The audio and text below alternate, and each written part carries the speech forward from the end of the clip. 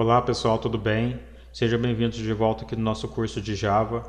Estamos trabalhando com programação orientada a objetos e hoje a gente vai mexer com membros estáticos e saber para que ele serve. Membros estáticos, parte 1. Esse conteúdo é dividido em duas partes.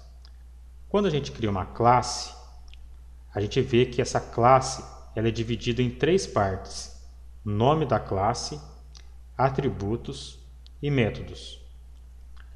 Membros são igual aos atributos e métodos.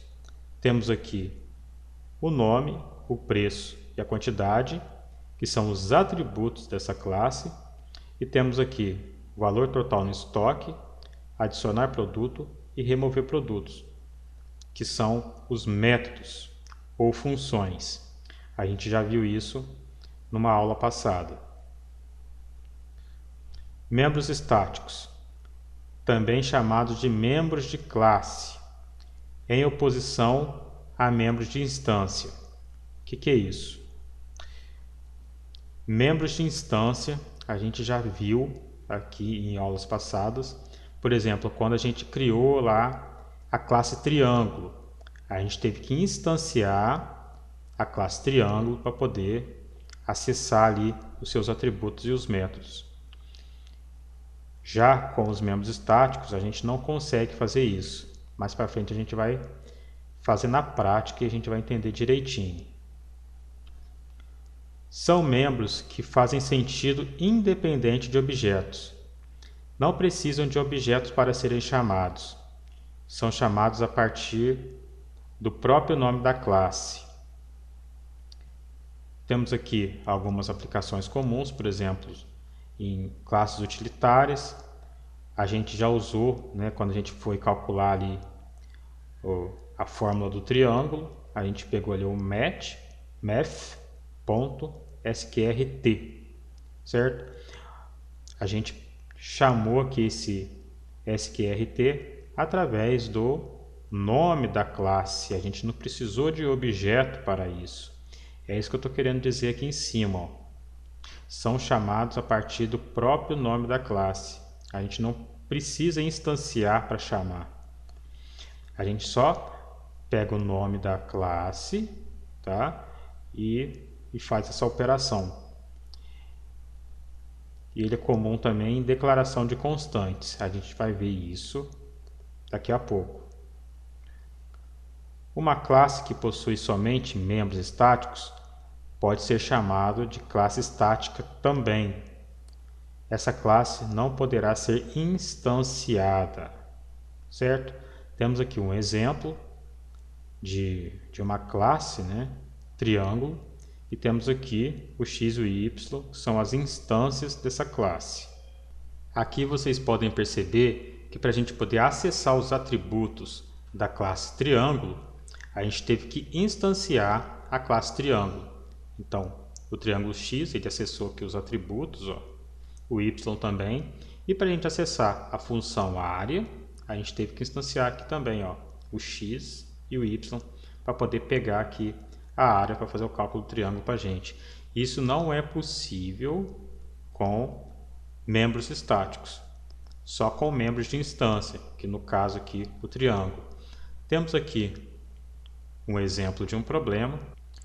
Fazer um programa para ler um valor numérico qualquer e daí mostrar quanto seria o valor de uma circunferência e do volume de uma esfera para um raio daquele valor. Informar também o valor de π com duas casas decimais. Então o programinha vai fazer isso aqui, Você vai digitar aqui um valor do raio, tá? E ele já vai mostrar para você aqui, o valor dessa circunferência baseado nesse raio é esse valor aqui. O volume de uma esfera baseado nesse raio aqui é esse aqui, considerando aqui o π igual a 3,14. Vamos fazer esse programinha lá no Eclipse. A gente vai fazer esse programa aqui de três maneiras, tá? Vamos lá.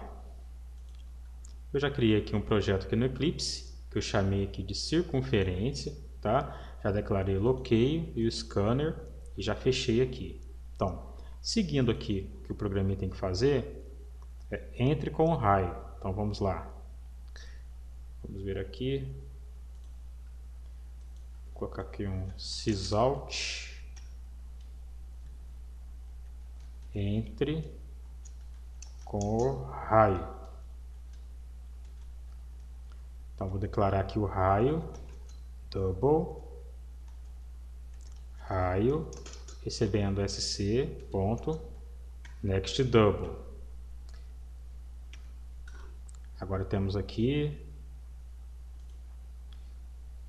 circunferência, tá?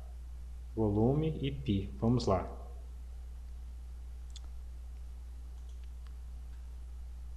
Eu vou colocar aqui double,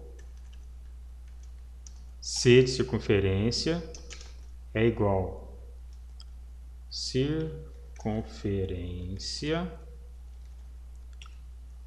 e vamos colocar aqui dentro a variável raio, né? Que a gente pegou daqui de cima. A mesma coisa aqui, double, v de volume é igual a volume, pegando aqui também o raio, certo? Você pode ver que dessa forma aqui é impossível calcular, porque a gente precisa criar, né, os métodos estáticos para poder calcular esses valores aqui. Então eu vou criar aqui o método, tá, da circunferência e também do volume. Aí estão aqui embaixo. Vamos calcular aqui o primeiro, o da circunferência, tá? É o método com retorno. Ele já criou aqui, ó, double, tá? A fórmula da circunferência é 2 vezes π vezes o raio, tá? Nós não temos o π ainda, vamos declarar o π aqui em cima, ó. Pode ser aqui em cima, ó. Eu vou colocar aqui public static π igual a 3.14, tá? Vou colocar um double aqui também, ó.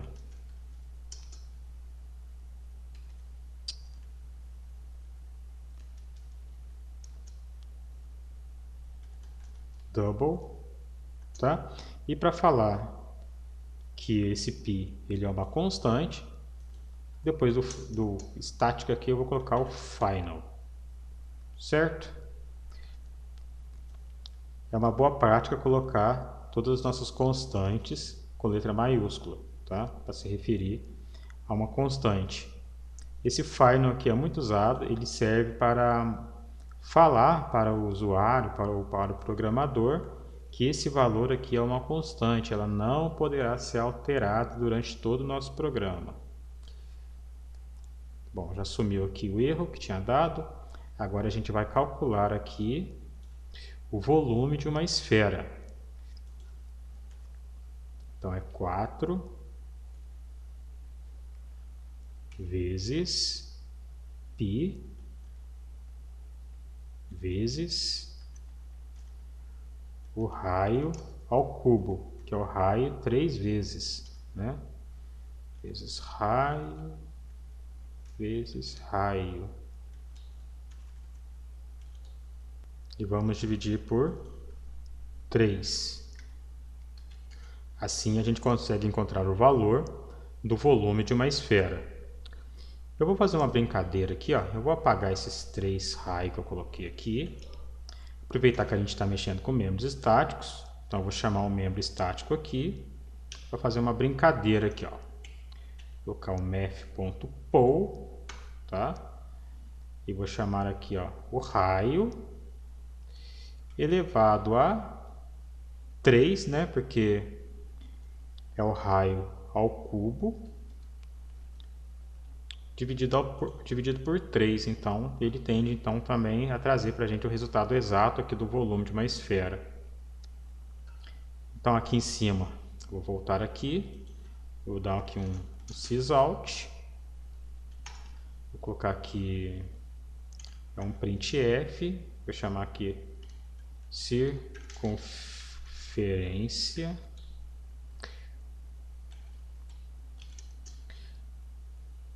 %, ponto 2f %n, eu vou pegar o C aqui, tá? Vou copiar isso aqui, vou jogar para baixo aqui. Esse aqui vai ser o volume. Vou colocar o V aqui.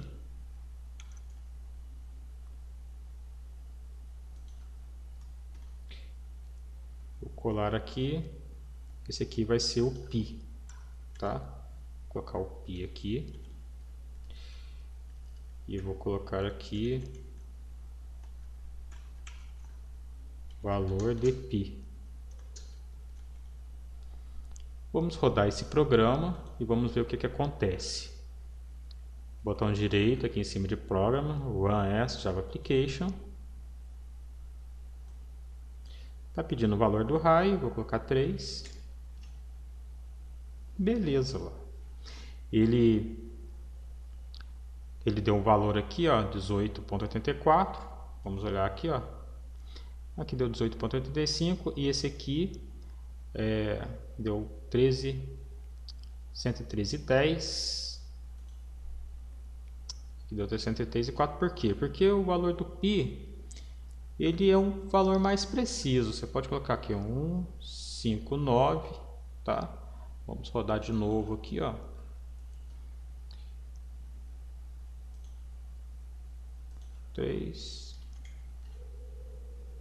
Olha lá, ó.